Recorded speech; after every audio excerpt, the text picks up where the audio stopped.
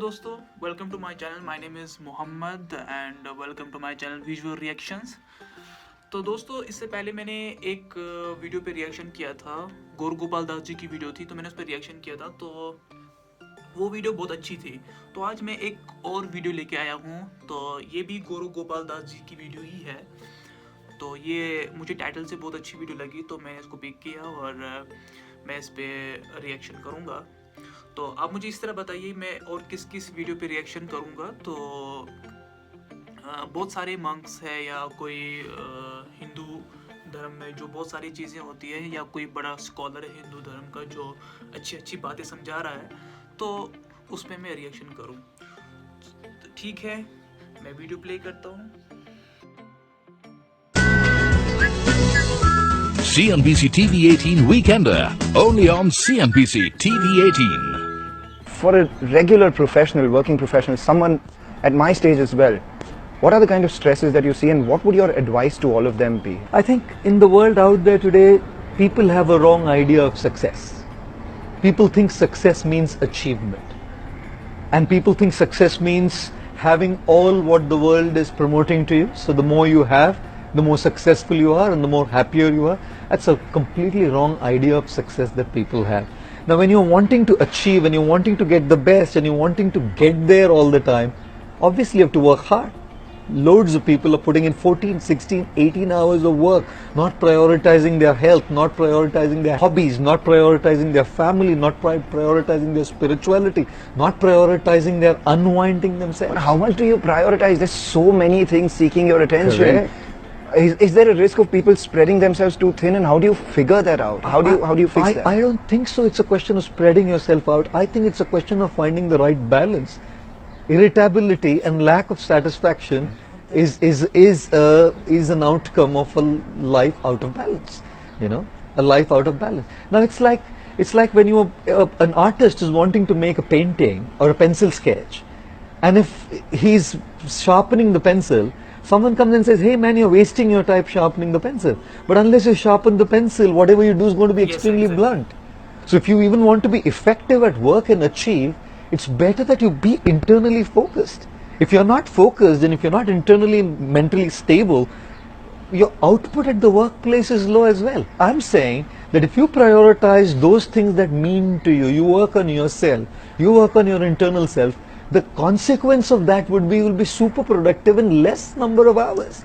People are taking much longer to do something that they could have done in much shorter amount of time because they're distracted, they're not focused, they're not together internally. What you're saying is very simple, but it's not easy. Absolutely. So let's cut to the chase. Sure. Give it all to our viewers. A few practical solutions to continue to focus on oneself and not be distracted by the noise that there are. Some practical solutions. Correct. Number one, start taking an inventory regularly. Okay. Don't just go with the flow. If you're not even paying attention to, if you're not even cognizant, if you're not even identifying those areas, you're not going to work on them. So first identify that I need to work on this. Understand that this is a priority. Step two is regularly take time out. If you don't take a break, you're simply leading to a breakdown. A break is going to help you get to a breakthrough, but a lack of break is going to get you to a breakdown. If you have ever read the book The Monk Who Sold His Ferrari, it's a guy who's been working, achieving, putting his 200% and gets a cardiac arrest at a young age in the courtroom. What is it all about? You've achieved everything and you're a massive failure because you couldn't work on your life. So two is take a break. Now you might say, man, I'm really busy, how am I going to take a break? Which basically means you've not got it right. If you can't take a break, you're leading to a breakdown. Prioritize that break so you can achieve a breakthrough. Yeah. I know breaks are not easy. Even me, my life is 150 to 200, sometimes 250 flights a year. Exactly. That's how much I travel. How do you take a break? I've learned the art of unwinding on the go. How do you do that? You have to do it on the go. Prioritize it. Listen to your favorite music. Read your favorite book. Eat your favorite food. You know, meditate while you're on the go. Sit there. Unwind yourself. Learn the art of cutting off from the surroundings while you're sitting in the car driving back home. You're sitting on a 17 hours flight to New York. You know, what are you going to do all those 17 hours? Learn the art of cutting off from the surroundings and going within. I do that. So you spoke about, the monk who sold his Ferrari. You seem to be a guy who's got it all sorted. You don't seem like a person who's cut out of a rational sadhu mold. You chose to take this profession Sure. up. So if I can call it a profession or a vocation, so to say. So what did you analyze in that arena? What would work, what would not work? Sure. And how did you get to where you are? Yeah, I believe that the 7 greatest, I would say the 7 words which are the greatest enemy of growth and progress in any field, including what I'm doing, are: we have always done it this way. Nokia thought we've always done it this way. They are out. Blockbuster thought they've always done it this way. Netflix threw them out. If I as a monk thought that we have always done it this way, the monks in the past have always spoken this way, they've always been this way, well, I would be out as well. My not wanting to be out was not because I wanted to be the center. My not wanting to be out was so that I can reach out to people and help make a difference in their lives. So obviously I had to change with times. Obviously I had to change my jargon. Obviously I had to bring in a punch of a bit of humor in there. Obviously I would have to speak lines which will resonate with people. It's like, I hate using the word, but it's like saying old wine in a new bottle. Right. Principles Yes, never exactly. change. Values never change. Knowledge and wisdom doesn't change. But how you bring it to people, that certainly can change. And I believe that's what's resonated with people. It's not that I'm saying anything new. It's the same wisdom, the same knowledge. Yes, Many exactly. people are speaking Knowledge it. same रहती है. But just the way लेकिन you आप package लोगों के it. सामने रखते So कैसे हैं, Nokia failed in वो matter packaging करता है. themselves rightly, coming into digital photography. Blockbuster denied when Netflix approached them. They're out. And if I think I don't change, I don't keep up with the times, well, I'm outdated. If you're not updated, you're outdated. Whether it's spirituality or the industry out there, it doesn't matter. It's absolutely true. You speak to a lot of the corporates. Spiritual quotient, that is something which is lacking in across the corporate fraternity Sure. right now. Could you give us an example of how spiritual quotient in a corporate company led the company to a lot of success? Yes. I think when we are talking about a spiritual quotient, the word mindfulness is a big thing in the world today.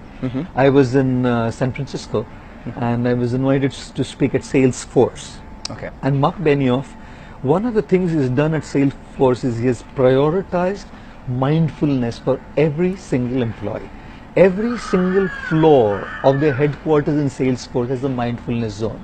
People can go there, practice mindfulness. In fact, every year they have this conference called Dreamforce in the month of November. Or 200,000 American top-notch professionals come for the conference. And in that 4 to 5 days conference, the last day is a mindfulness day, where they invite people who can speak to these professionals so that they can learn the art of internally connecting, stabilizing their minds, because even Mark Benioff realized that when people are together, the output is much greater than when they're just distracted and lost. So the paycheck is never an issue. But if you cut corners, the organization never grows. So I think, yes, even in terms of profitability and organizational growth, spirituality does make a difference, because it gives a person good character, integrity, or certain values, where the person contributes the most.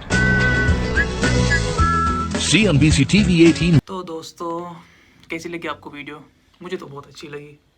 देखिए, गौर गोपाल दास जी ने starting में जो video को मतलब start ही इसी से किया कि people have a wrong idea of success. हम लोग क्या सक्सेस समझते हैं? पैसा, दौलत, वो शोहरत, ये सब हम सक्सेस समझते हैं. लेकिन सक्सेस ये नहीं है, कुछ और ही है. जिस तरह गौर गोपाल दास जी ने स्टार्टिंग में कहा, people have a wrong idea of success. People think success means achievements. People think success means having all what the world is promoting to you. The more you have, the more successful you are, the more happier you are. But this is a completely wrong idea of success that people have. Seriously, ये बात मुझे यार बहुत, मैं इसको ना यूं पकड़ के यूं डाल दूंगा दिमाग के अंदर हमेशा के लिए कि सक्सेस कुछ और ही चीज़ है, वो नहीं है जो हम समझते हैं. तो ये वीडियो मुझे बहुत अच्छी लगी सीरियसली. और अब देखिए, हमें तो जो है सब बातें तो सब समझ में आती है, तो लेकिन अब मैं उनको दोबारा रिपीट नहीं कर पाऊँगा, लेकिन मैं इसकी हर एक बात जो है मतलब पल्लू से बांध लेता हूँ और कोशिश करता हूँ कि उन बातों को मैं अपने लाइफ के अंदर अप्लाई कर सकूँ। तो आज की वीडियो इतना ही है। Thank you so much for watching this. तो आप मुझे इसी तरह बताइए कि कोई और अगर वीडियो है जो जिसमें मैं रिएक्शन जो अच्छी वीडियो है और जिस पे मैं रिएक्शन कर सकूं, तो आप मुझे बताइएगा ज़रूर कमेंट सेक्शन के अंदर। Thank you so much for watching this video.